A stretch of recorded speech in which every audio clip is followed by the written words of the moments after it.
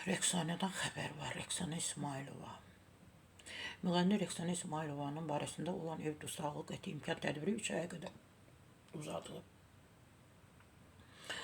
Azxəbər.com teleqrafa istinad edib, Sabunçu rayon məhkəməsi istintaq orqanının təqdimatı əsasında qərar qəbul edib.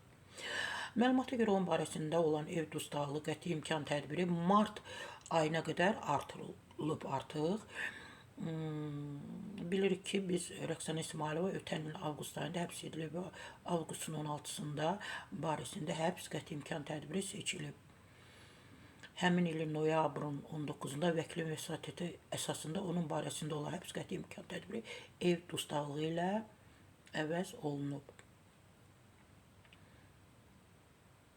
Bəli, Rəqsanə İsmailova ev dustaqlığı qəti imkan tədbiri 3 aya qədər uzadılıb, yəni mart ayına qədər uzadılıb.